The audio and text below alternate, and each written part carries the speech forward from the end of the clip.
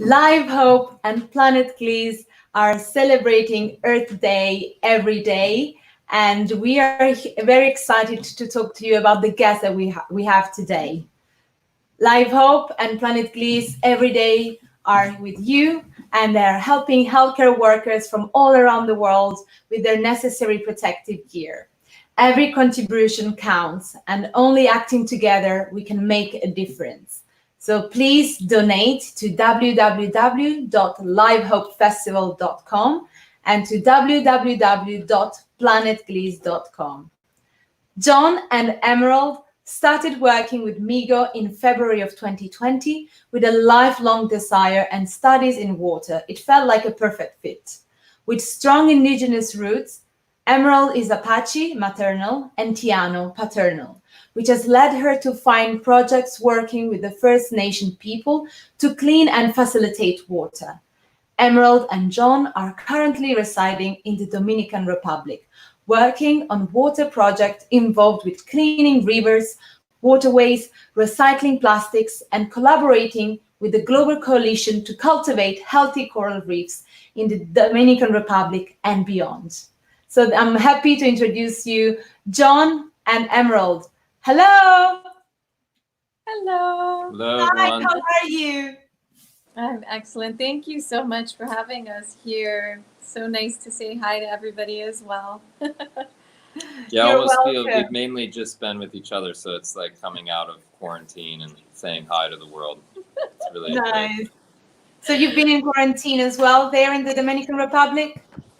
Just in the general, we haven't been tested or we haven't been sick or anything, but we've just been following the advice and just staying at home and Going shopping only. Yeah, it's one of those really interesting moments when you show up and we were here for an event, and as soon as this event, Future Horizons, ended, all of the quarantine happened. So we didn't really get to explore the Dominican other than for our projects. So it's pretty funny to show up to such a beautiful place Nice. and And tell us a bit more about you and why you're there and what are you doing there with your work to help the planet?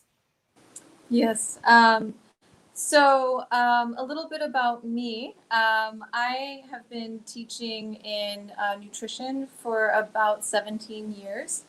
I've been working with women, like a female focus on a non-hormonal pregnancy prevention method. I have about over 400 women who are utilizing the method successfully, and it's called EOSOMA. That's my main focus. But while I was working on EOSOMA, it became very clear that there were a lot of issues with the water inside of our bodies, the water in the rivers, the water all around us, and birth control contributes. So really being able to take my focus in ways that I can help the world, and started to focus on ozone and water and cleaning water in a chemical-free way, which then beautifully and naturally led me into working with Migo and John and Migo on this project. Yeah, my journey was I've always wanted to. I've been very blessed in my life, and I've really wanted to take the gifts that I've been given and give back and really help create a better world. And I studied in school in that regard and worked for many years in the renewable energy space. And then after that, I after about 5 years, I traveled around the world and really was asking the question, what is the best way I can contribute? What is the most essential thing, that I could do that's going to make the biggest impact? And I was really guided in so many different ways to water as really the sort of organizing element that is such a critical and essential part of our day-to-day life, but often is it's so important and so much a part of everything that it almost is like invisible to many people, and it's something that, given its significance, it's remarkable that there isn't a much greater amount of attention and curiosity and innovation and all these things. So I, for the last 3 or 4 years, really have been exclusively focused on finding water-related solutions to increasing health for human beings, for nature, as a means of really human rights. It's a major essential human need to have a successful, thriving, healthy life. You need clean water, and many billions of people still to this day don't have that. So that was really has been my goal to work with water and to use it to help uplift the quality of life on this planet. And that led into us connecting through a very, very good friend, Susie Mai, who is a legendary water guardian, professional kiteboarder, and event producer. And she produces an amazing event on Necker Island every year called Ultramarine Ocean Summit. And it's a small, intimate gathering of leaders through many different fields, but all focused on preserving and protecting the life in the ocean. And we ended up participating in that event, and it was there that we met our new business partner, Adam Taylor, who's the founder and CEO of Migo H2O, which is an amazing water technology company that we've been working with since February. You recently started working with Migo in February 2020. So tell us a bit more about Migo, what it is, what they do, and what's your role there? Yeah, so Migo essentially is a water technology provider. We utilize around 11 different patented technologies, depending on the situation. So water is there's a lot of complexity and nuance to it. It's not just like, oh, dirty water and use a filter and get clean water at the end. Every source of water is completely different based on what the contaminants are, many different factors. So our solutions are right now are more for an industrial and commercial scale. And it's really the benefits are we can, through our technology, really any contaminated source of water, whether it's, sewage water, water from oil and gas or mining, which makes them pretty, rough, dirty, intense water, right? Fracking water. Yeah, I mean, really any industrial process, dyeing clothes. I mean, most industrial processes produce tremendous amounts of wastewater. And unfortunately, 90% of wastewater created across the planet is released back into the environment with no treatment of any kind whatsoever. That is a truly staggering statistic. And, there's lots of debate over climate change, and there's a lot of big major issues where there's there's controversy, there's debate over what's right. And with water, it's really quite simple. When we pollute water, whether it's in nature, whether it's drinking water that's contaminated, nothing good comes from that. And if we can use technology to purify that water, whether it's for drinking, whether it's for an industrial process, or whether it's just cleaning up contaminants from a natural body of water, the benefits of that are really almost impossible to quantify. That is really the goal of Migo. Where in the world Migo is cleaning the water? So, right, I know that we have done multiple projects all over the world, and they've worked with Halliburton, with many of the oil companies, I believe, don't quote me on this, Chevron, and for water cleaning facilities, we've worked. Oh, I thought you were going to say something. I think. Did you mean where our what locations, right? Like what Yes, regions were yes. Where in the world operating? is Migo doing the work to clean the water? Yeah, so the company is based in Hong Kong and in San Francisco, and then also now our Caribbean base of operations is here in the Dominican Republic. And really, the vision is to be global. We can really our equipment can be shipped anywhere in the world. It fits into a normal shipping container. Can really be delivered anywhere. And from a location standpoint, we're many years. Adam has been working on the technology for over 6 years and invested tremendous resources, tons of research. There's been many dozens of different operations and trials, and some for 4 months, some for 6 months, in various industries, various types of water. And right now, our focus is the immediate focus is here in the Dominican Republic.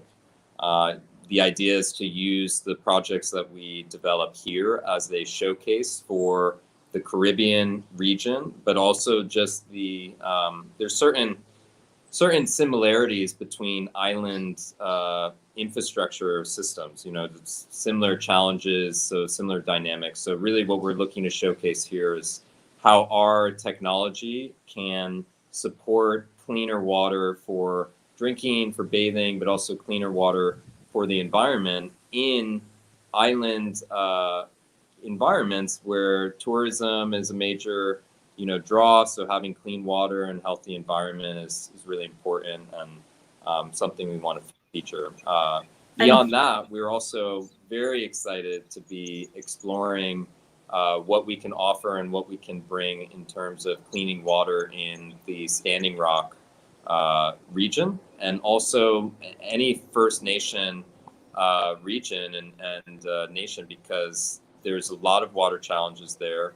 And these are, I realized when the whole Standing Rock movement was happening, that was really the front lines of this global movement to reclaim the sacredness of water, and to demand that governments and businesses and individuals hold a certain respect and reverence and treat water properly.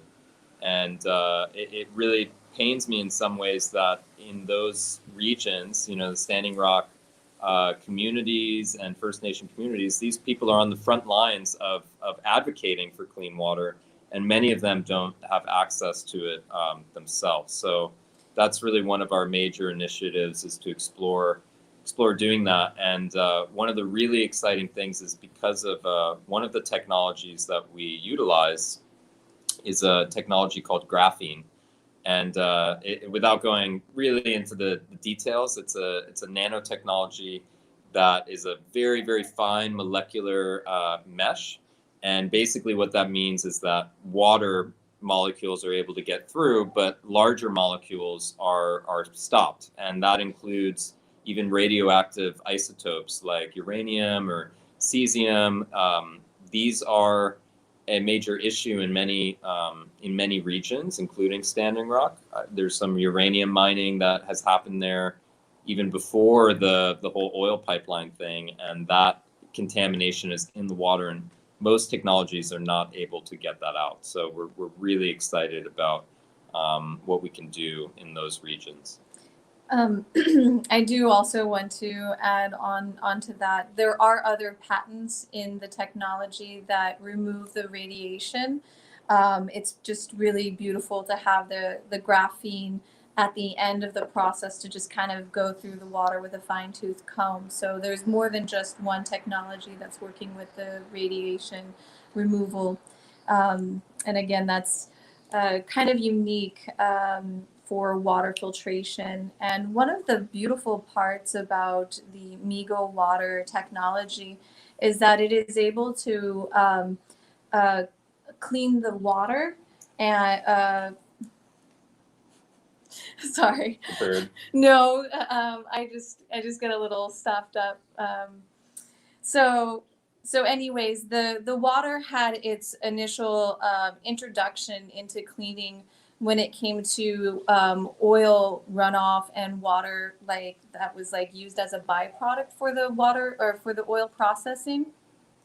And that's how the technology was created. So it cut its teeth in the dirtiest, like hardest to clean waters that were possible, and that was how the water technology was created. So it's like perfect for a fit of being able to just really look at the serious issues of pollution that already exist and being able to bring them back into alignment, into the pristine nature, based off of no chemicals, no additives, and a high flow rate. So it's really cool because there's a very small footprint for this technology. One container, it's like a shipping container, and it could process up to 250,000 gallons, and it's modular. So if you want to, clean millions of gallons, then you can stack them, and we can clean millions of gallons of water in a very, very small area. So water covers 71% of our planet, and it's very important for everyday life. Why do you think it's so important to clean water, and what are you trying to achieve?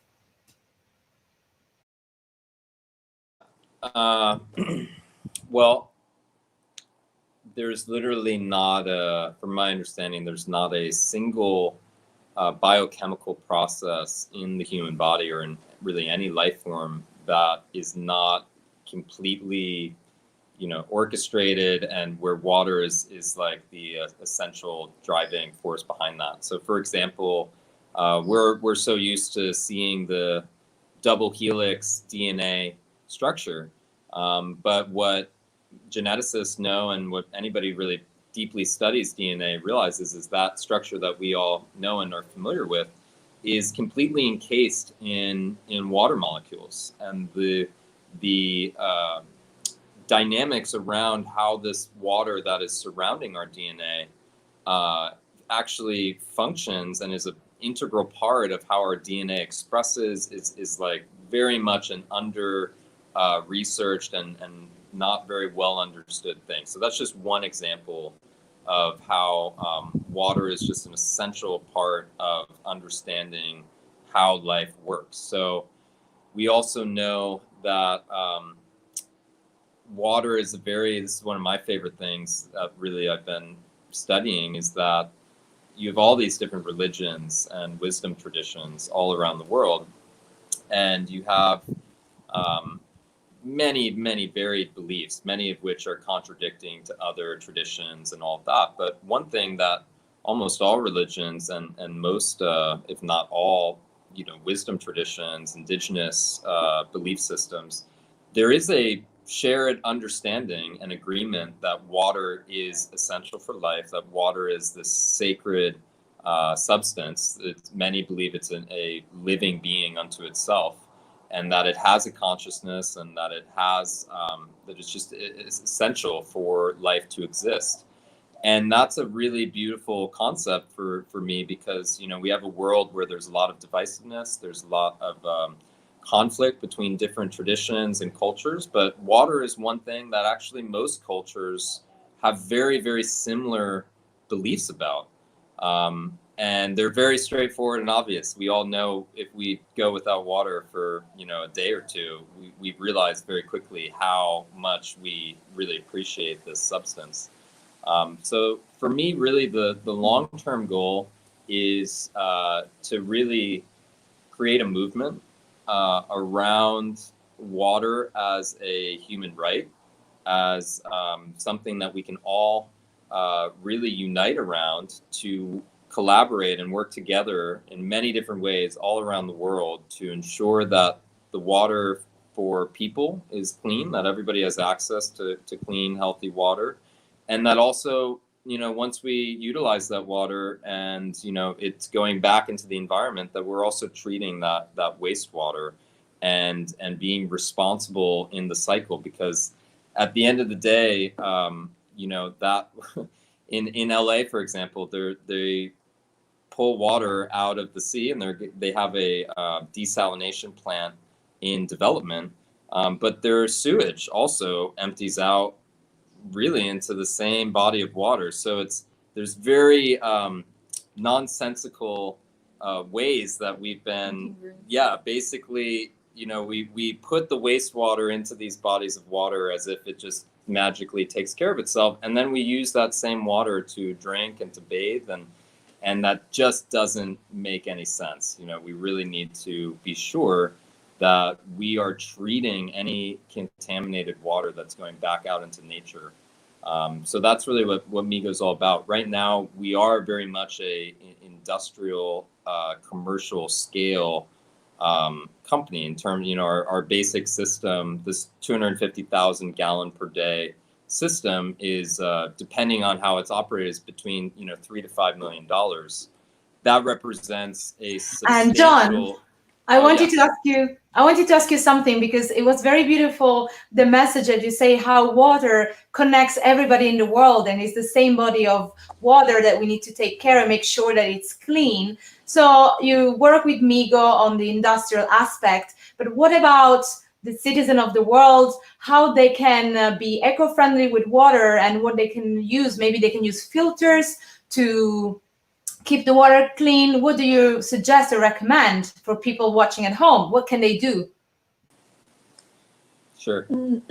Yeah, for people watching at home, one of the ways that we don't realize that we're polluting the water is our skin care, our hair care, and our body care. The different products that we choose, they contain a lot of chemical compounds that are really unhealthy for the environment. So yes, one person is polluting with their shampoo or conditioner. It doesn't seem like much, but small amounts of these chemicals impact the environment and biodiversity. So if you're putting shampoos and conditioner and it's your house and everybody else's house in the entire city, it all accumulates and becomes substantial. So it doesn't seem like it's a big issue, but it does impact the environment, and the environment does say that it's a big issue, because when we remove and clean this water, we see life start to teem and biodiversity come back. Indicator species are having higher birth yields. So it's very important to notice that small amounts of chemicals that you're putting down the drain do actually make a difference. So picking like green, eco-friendly brands, going to, it's Whole Foods is one of them, but finding a natural product that is paying attention to phthalates, paying attention to salicylates, paying attention to... there's many, I mean, there's been a chemical revolution in the last 100 years, and we've produced huge amounts of chemicals that just are not natural in nature, and then we incorporate them into makeup, hair care, detergents, cleaning supplies, all these things. So there's so many different chemicals that are used. Really, the best thing is to find the companies that make a point of using plant-based, chemicals, or ones that are biodegradable. And I mean, Whole Foods is great at carrying a lot of these. You could just Google, environmentally friendly makeup or cleaning supplies or soaps, things like that. So being mindful of what chemicals we're using. It's also not good to put really unnatural chemicals on your skin anyways. So it works both ways. It's good for your health to avoid these types of chemicals, and also better for the water table for them not to be going into the environment. EWG is a really good website that you can visit. They review a lot of products. So if you're like, I love this product, or I need alternative products to the one that I'm using, they're a really good source, and they're independently funded, so they do a really good job at a healthy analysis. EWG.org, right? Yeah, EWG. They're an amazing organization as well, you can look up through your zip code and get very accurate, detailed data about the quality of the water in your area. So that's one of the things you asked in terms of, we talked about responsibility of not using chemicals that end up in the water, but in terms of removing contaminants from your water source, whatever that is, really there's no one size fits all. It really depends on what is in your water source, so what's in your local region. If there's a lot of arsenic, certain types of filters will be better than if there's lots of, bacteria or whatever it is. So going to EWG and looking up the water data in your area, you can then utilize that, and then they actually will make recommendations of what types of water technology will work. So reverse osmosis is one that's really good, and but that information is there through the EWG, and I would recommend using that, because then you can find a solution that really works best for what contaminants are in the water source that you have. And John and unfortunately, Emerald, yeah. are you currently working on any other projects or anything else that you want to share on the work you're doing? Yes. So part of cleaning water is realizing that there are big pieces of plastic in the water, and there's a lot of water or a lot of plastic that gets pulled from just the locals, from just from people not having a place to put recyclables, so they're just throwing them away, and then they get, it rains and then it gets washed into the waterways and gets taken out. So we're working on a recycling project, and we've just initially started the conversations on how to approach what's the best equipment. We've spoken to Stan at Recycle Go. Yeah, it's very early stages, but really water is this, it connects everything. So if you really try to focus on making big differences with water, it inevitably leads into all these other tributaries of, projects. One is certainly recycling is really important.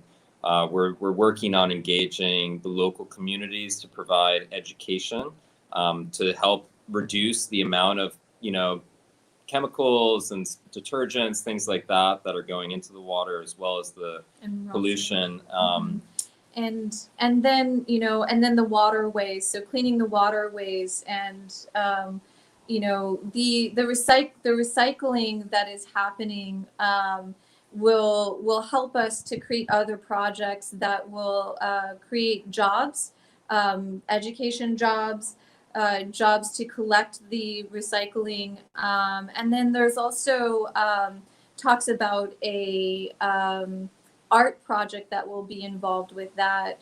So the excess plastics that we can't sell and put that money back into the program, we will have artists who can create art and 3D print or work with the plastics to create interesting art as well. So there's a way to be able to bring in art into the project. And then we have the Global Coalition that is also, once we clean up the waters, we can start seeding the coral, and the Global Coalition is really working as well in our project's ecosystem. So that's another. The Global Coalition is an organization focused on reseeding and supporting coral reef restoration, and they're working here in the Dominican. The challenge is based on what contaminants are ending up into the local reef areas. It's not always the condition of the water isn't necessarily conducive to these new corals that are planted, growing and surviving. So all the great work they do really relies on the water that's coming out of the local river systems to be relatively clean. Otherwise, they could do all this work and put all this energy in to build this amazing, coral reef, and then, one bad company dumps a bunch of waste and, all the corals die. So that's really something that we want to make sure that we prevent. And really we're just one organization, and there's so many other amazing organizations that are working with water, that are working with environmental restoration. And so really the approach that we're taking is to understand our, puzzle piece in this much broader puzzle of that, when it's finished, it'll be an image of a beautiful, awakened, healthy, thriving humanity and a healthy planet. And we really are just wanting to define our puzzle piece and how best we can fit with all the other great organizations that are related to those visions. John and Emerald, I want to ask you how the pandemic is affecting your everyday life and your work.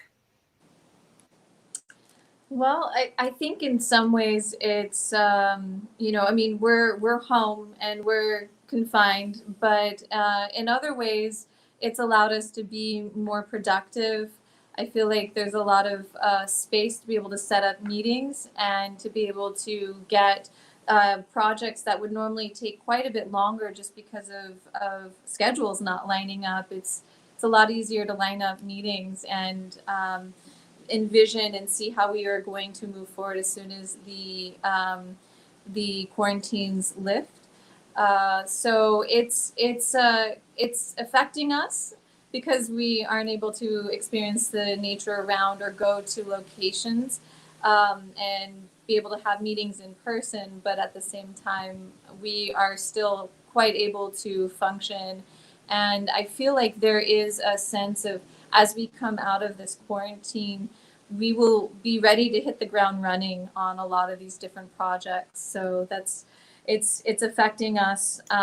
We're very healthy. We've taken all of the precautions and care for our own bodies and for others, and so it's a process, I guess, of moving out of. And apologize for interrupting, but we have a very limited time, and I want to ask you, with the expertise and your work with doing with water, do you think there's a way to overcome the pandemic and avoid future pandemics? Yeah, well, the deaths every day from waterborne illnesses far surpass anything that coronavirus has ever gotten up to. I mean, it's very interesting, this massive global mobilization to address this challenge because of the loss of life that it represented. But there's actually many other challenges and things that take thousands of lives every single day. And water, diseases and illnesses that come from not having access to clean water are account for many thousands of deaths every single day. So that is really a long term. As far as just general health, clean water is really the number one thing to focus on for those regions that don't presently have access to it already. And there's many, there's really, it's an issue of education and engagement, because there's plenty of low tech technology or filter systems that can be made with local materials, and there's so much that can be done. And I think once we come out of this lockdown and can look back at this situation and see, wow, look how millions of people around the world really dropped everything and organized around solving this challenge, that really is that organization and that passion and that creativity and collaboration, I feel, and I hope to inspire that focus to shift to the other challenges like waterborne illnesses that are affecting us to an even greater extent and have been for many, many years. So I do believe in this pandemic, there has been awareness raised around viruses. Just because they come, you go into a hospital, they don't just disappear.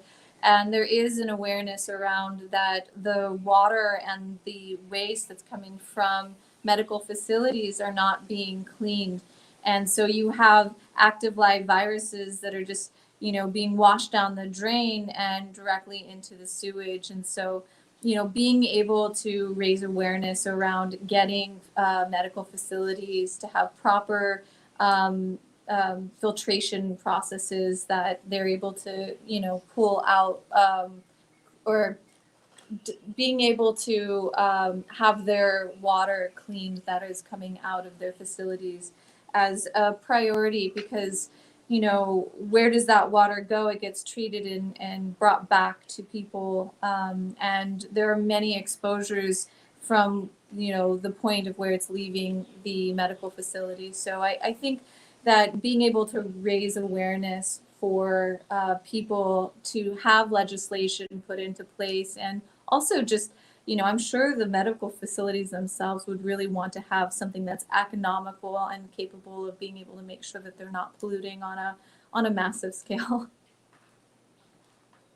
That is fantastic. Yeah, they were actually as soon as possible. And now it's very important to remind everyone that we are helping healthcare workers from all around the world. And there's a way they can help right now. Yes, please donate to the Live Hope Festival at planetgalise.com. And also, this is really going to help with the protective gears against the COVID-19. Really appreciate everything that is donated. It makes a difference. Donating to livehopefestival.com and planetgalise.com. Mm-hmm. Yes. So, and it's very beautiful, the connection that you're creating with water, the same message that we're all connected and we're all here trying to help each other to create a better world, and how water is connecting ourselves in the world. So it's very beautiful, the work you're doing, and we really want to thank you for the support you're giving and to share your story with us, and to remind everyone that we can donate to help doctors and nurses from all around the world, the healthcare workers on the front line, to receive the necessary protective gear. So they can donate to www.livehopefestival.com and www.planetgalise.com. I really want to thank Emerald and John for your fantastic work and for your time with us.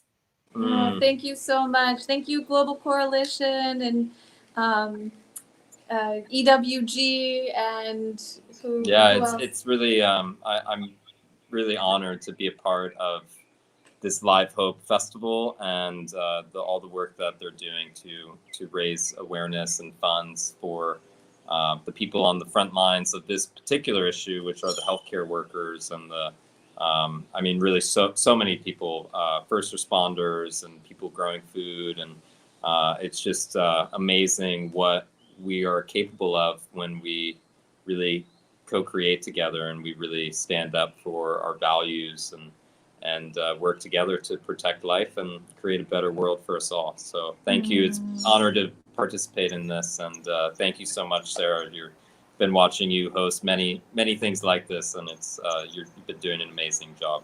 And thank you, Sherry, Lewis, and team for all that you're doing and making this happen and supporting everybody who needs the support right now for the medical facilities and workers. So thank you.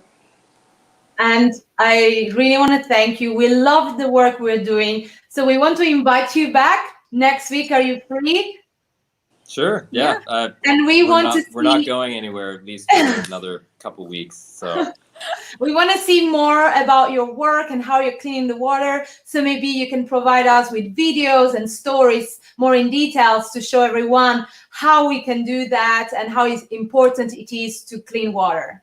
Yeah, we can. I'd love to share some, just information for people at home of like what they can actually do in specific ways to really make a big difference. So that would be great. Looking forward to that. That will be fantastic. So we're going to have you again next week to talk about how important it is to clean water and what people can do at home to contribute to create an eco-friendly system and protect the water of our planet, because we are made of water. Our planet is made of water. So it's very, very important to share this message. Thank you.